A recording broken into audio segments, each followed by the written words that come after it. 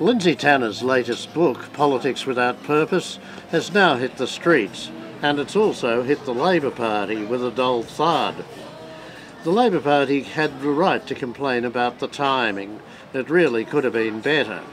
Just when Julia Gillard was pulling herself up off the floor and Tony Abbott was sinking down into it, along comes Tanner to spoil the party by reminding them all of their sordid past and of the way Julia Gillard got the job in the first place.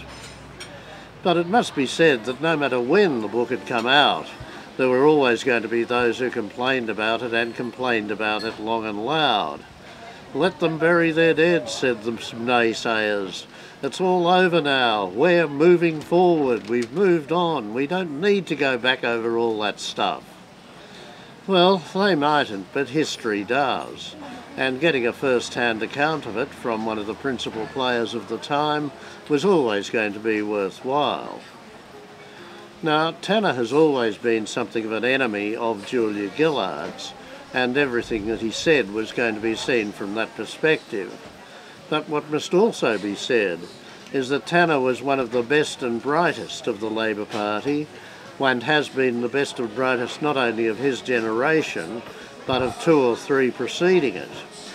In a better world, he would probably have been leader and Prime Minister. But he was never pushy enough. He always put the party before his personal advancement. And it's from that point of view that his criticism should really be seen. Much of it's not new. Tanner, like others before him, sees the Labor Party as having lost its purpose, lost its soul. It's now composed too much of people who just want to win, who think winning's everything, and have largely forgotten what they wanted to win for in the first place. But he also, of course, goes back over the time of the Rudd dismissal, and he says he thinks it was a mistake, and not only that, but that a great many unfair things have been said about Kevin Rudd. It'll be remembered that last February, when Rudd planned a comeback, a lot of Gillard's senior ministers poured diatribes upon him from a great height and indeed from a great depth.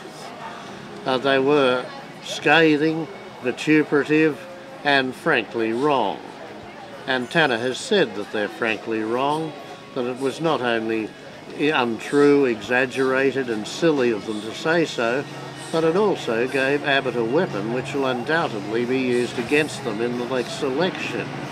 If their government was so dysfunctional, if the man leading it was really a psychopath, then why would anyone ever want to vote Labor ever again? And so that's the story, as according to Lindsay Tanner. And the Labor Party may well regret it, but the wounds are largely self-inflicted, particularly by those who spent so much time denigrating Rudd without building up the party in the first place. And I'm Mungo McCallum.